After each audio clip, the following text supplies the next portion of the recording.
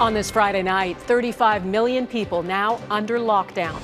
China's unprecedented quarantine as it tries to contain the coronavirus. This virus is spread through coughing and sneezing. Is it contagious before symptoms emerge, and is there a test to detect it? I'll speak with an infectious disease specialist as Europe records its first cases. Who wants to replace Andrew Scheer? Why the Conservative leadership race has more people out than in. The land of milk and water. The candy drawer. Just a taste of the impeachment trial's quirkier side. And getting his shot. One Toronto Raptors' remarkable rise to the top.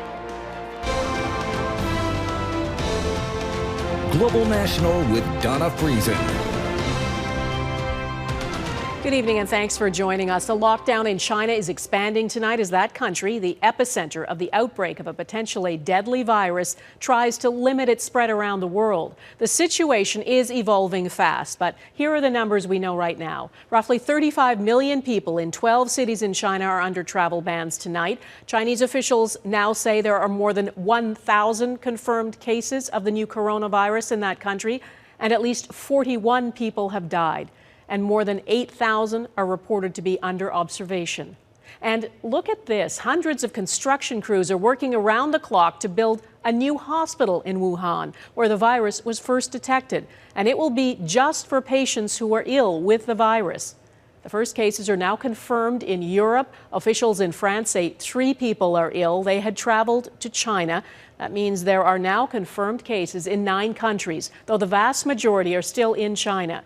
In the U.S., there is now a second confirmed case, a woman in Chicago who returned from Wuhan on January 13th. Officials say she did not show symptoms on the flight but became ill days later.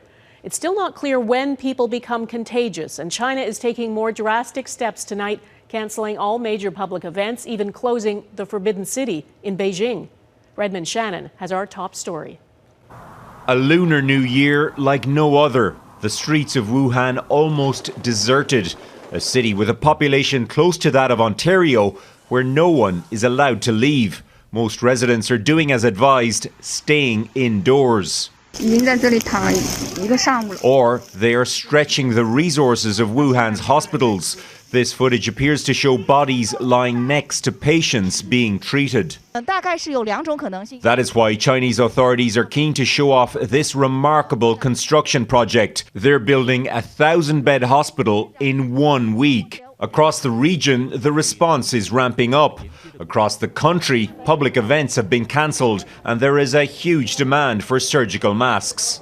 And across Asia, governments are rolling out screening measures, all because just how this new strain of the virus spreads remains uncertain. We encourage the authorities in China to investigate a lot into this virus and to share whatever they find. We need to know whether we hadn't maybe developed a vaccine against it, whatever is important. Thousands left the region before the lockdown. The question is, were many of those people unknowingly infectious? The key thing that determines whether case isolation and quarantine will work is whether or not any transmission occurs before the virus becomes symptomatic. So if that happens, then of course it's very difficult to contain. The death rate for now among confirmed cases is about 3%, and many of those people had underlying health conditions. A lot less dangerous than the recent coronavirus MERS, and probably less dangerous if you get it than the SARS virus. What we don't know is how far it's going to spread, and that really is something we need to plan for all eventualities. The World Health Organization says all countries need to be ready to act quickly. Redmond Shannon, Global News, London.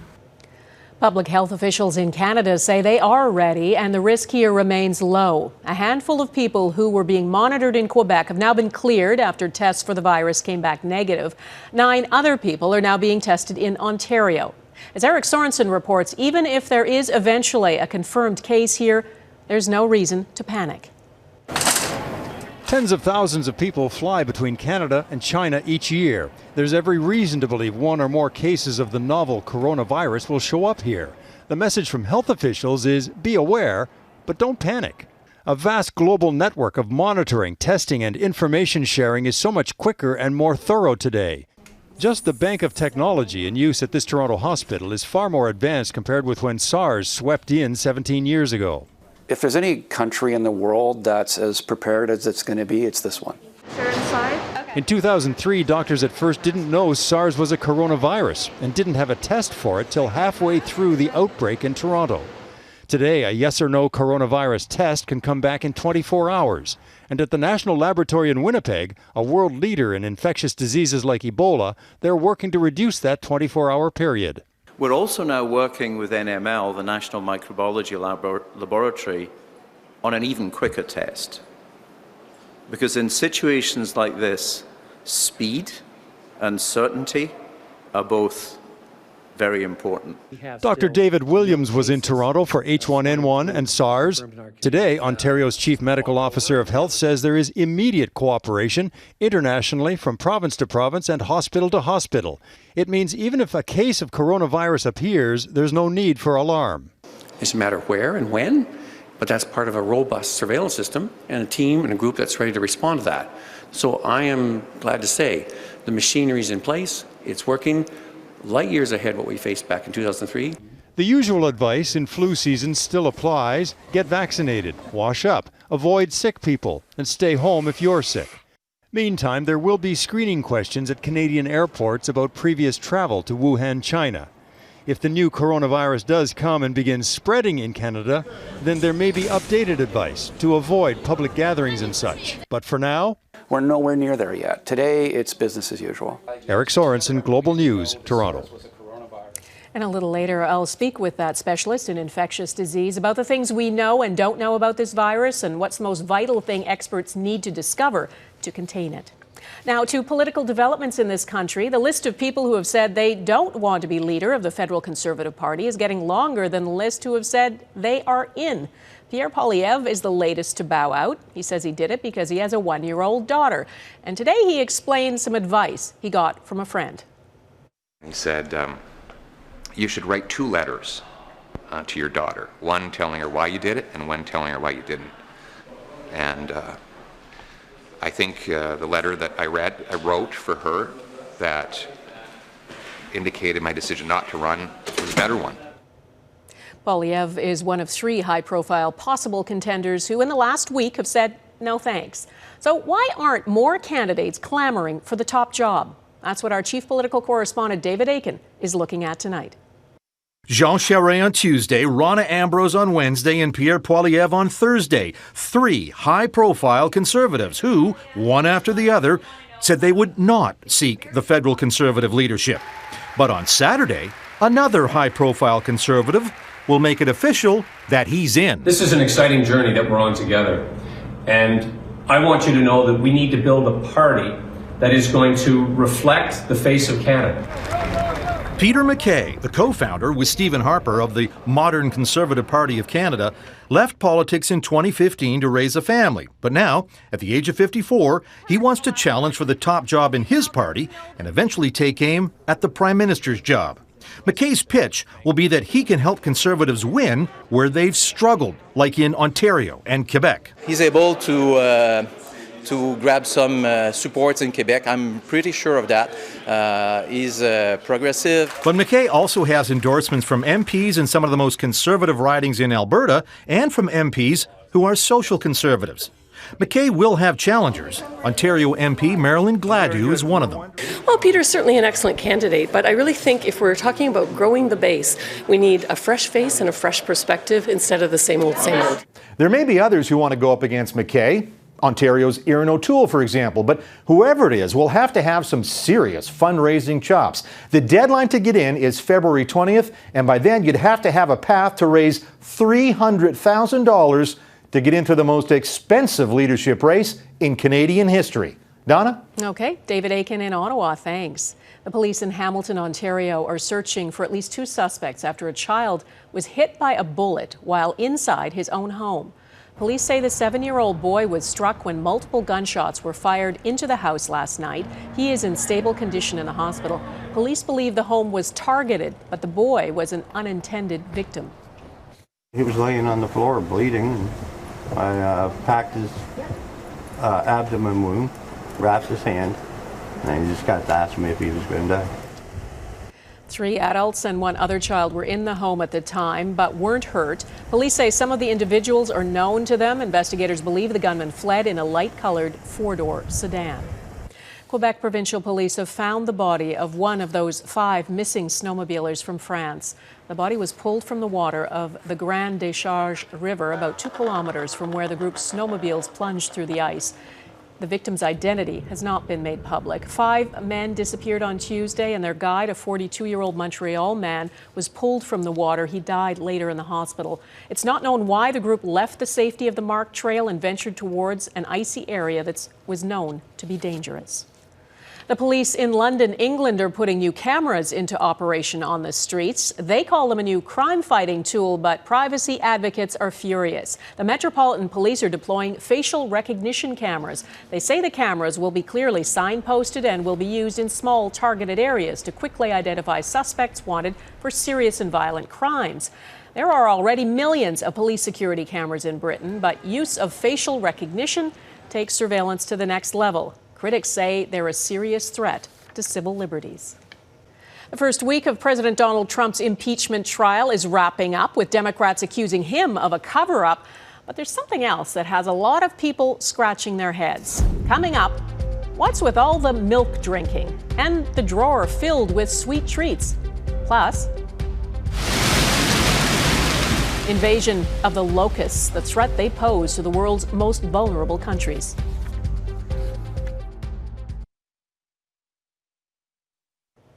There remain a lot of unknowns about the potentially deadly coronavirus since word of it first began to emerge from China on New Year's Eve. Dr. Michael Gardam is going to help explain what we know and don't know. He's chief of staff at Humber River Hospital, and he's a specialist in infectious disease. Dr. Gardam, China, which is the epicenter of this virus, has shared the genetic sequence of it. Why is that important?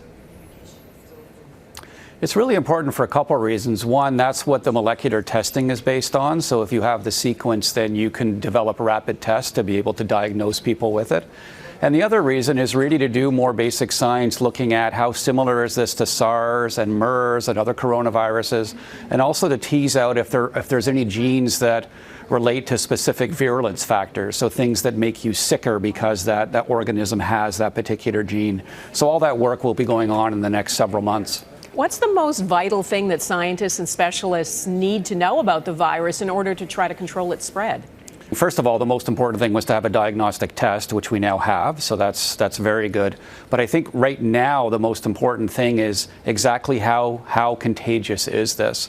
If this virus becomes as contagious as influenza, for example, then all the control measures we're taking aren't really going to slow it down. If it remains the way it is, which doesn't seem to be terribly contagious, then I actually think we have a pretty good chance of actually stopping this outbreak over the coming month or so. Well, let's talk about how contagious we think it is now. Do we know how long it takes for symptoms to develop? We don't have a good answer for that yet, but the sort of the outer limit is believed to be 2 weeks, and so that's what we're saying. If somebody's traveled to Wuhan City in the last 2 weeks, we would look at them. For likely many people, it's going to be shorter than that, but it's likely not going to be longer than that. And do we know that whether they are contagious possibly before symptoms begin to appear? You know, we really don't know any of that yet. I'll say for other viruses, we know that people typically start shedding the virus typically several hours, maybe a day prior to the onset of their symptoms. But the amount of virus is usually pretty low. Once they start to develop symptoms, typically the amount of virus increases manyfold, and they also have symptoms at that time. So typically we think of people being the most infectious when they actually have symptoms. And is there a definitive test right now that can be done to determine whether they have it or not? There is a definitive test, and that's really one of the remarkable things about this. Before this virus has even landed in Canada, we already have a test for it.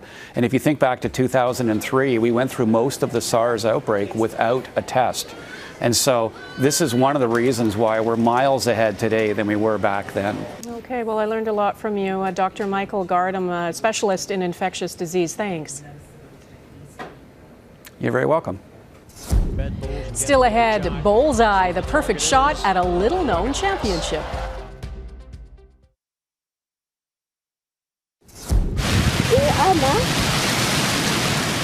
This unprecedented invasion of locusts is spreading across East Africa, and it's threatening food security in some of the world's most vulnerable countries. The desert locust is considered the most dangerous of its species. The insects fly together by the millions, devouring crops. The United Nations is calling for international help to fight the swarms. President Donald Trump made history today. He is now the first sitting American president to attend the annual anti-abortion rally in Washington. I am truly proud to stand with you. The March for Life rally began in 1974, a year after the U.S. Supreme Court legalized abortion in the Roe v. Wade decision. American presidents have until now avoided it. Trump, though, says unborn children have never had a stronger defender in the White House. Back in 1999, he said he was pro-choice, but he changed his tune, and 81% of evangelical voters supported him in 2016. Critics accuse him of using the march to distract from his impeachment trial. The senators who will decide his fate are dealing with long days of deliberation and have to follow some strict and surprising rules. As our Washington bureau chief Jackson Prosco explains, everything from what they can say to what they can drink is tightly controlled. A crime against the Constitution. The serious business of impeaching an American president. This is corruption and abuse of power in its purest form. Is guided by rules, both old and a little unusual. Hear ye, hear ye. For starters, no talking. All persons are commanded to keep silent on pain of imprisonment. All 100 senators have to sit there and listen. No phones or electronics allowed, which has led to reports of politicians doing crossword puzzles or just walking away at times. Are your colleagues taking these proceedings seriously? Oh gosh, very much so. But really, when you've heard it 4 or 5 times, it's okay to take a bathroom break and miss it the 5th time. On those long impeachment days, senators are only allowed to drink water or milk, in a tradition that dates back to the 1960s. They chugged away during Bill Clinton's impeachment. They're still doing it today. I've seen at least one of my colleagues drinking milk. I believe it's milk. The Senate also controls what's seen on TV. There are no independent cameras allowed. I think it's shameful that we turned off the camera, in the Senate. We should be able to see what people are doing. Sketch artists have stepped in to capture what you can't see. The moment a protester burst in. A bored senator playing with a fidget spinner. The president has not complied. At least no one will get hangry while deciding the president's fate. Inside the chamber, there's a single desk full of candy for senators to dip into. And what's the status of the candy drawer? The candy drawer is running a bit short. If any of you have contributions. The sweets are donated by a candy company, perhaps in a gesture meant to soothe a bit of the bitterness in a Senate divided over impeachment. Jackson Prosco, Global News, Washington. Shoot for the stars. Next, how this Raptor shot to fame in a super short time frame.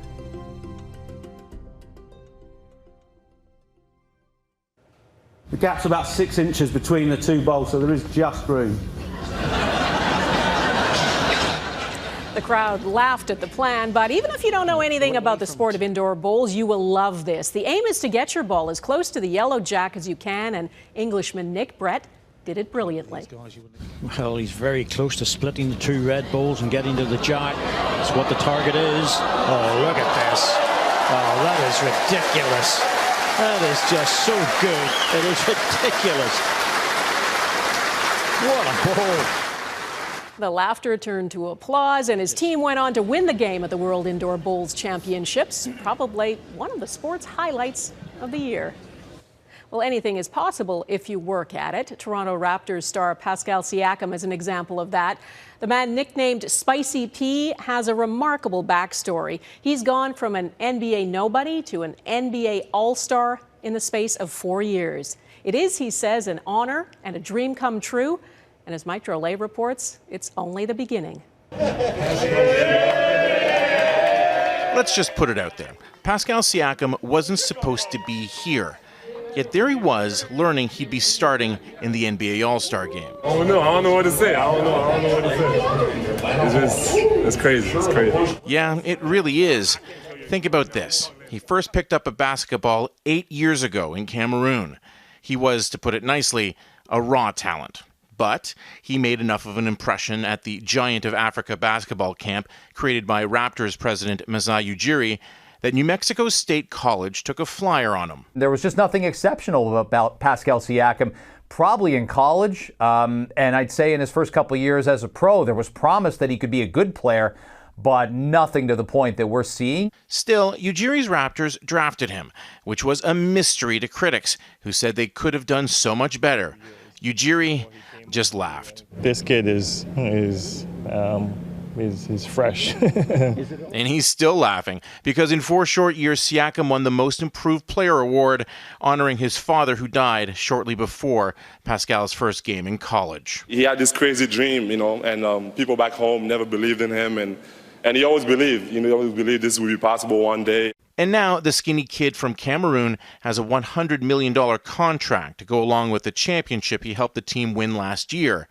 And while the Raptors' former star, Kawhi Leonard, hated any and all attention, Siakam couldn't be more different. You gotta go Hal Laurie or Terrence Davis. They don't have it? No, I'm trying to exchange this, man. I need my money back. It was, of course, a joke, because you'd be crazy to return the jersey that belongs to one of the unlikeliest stars basketball has ever seen. Mike Drolet, Global News, Toronto. And that is Global National for this Friday. I'm Dawna Friesen. Tonight's Your Canada is Grand Prix, Nova Scotia. We'd love to see your Canada. Please email it to us. And thanks for watching. Robin Gill will be here at the anchor desk over the weekend. And I will see you back here on Monday. Have a lovely weekend. Bye-bye.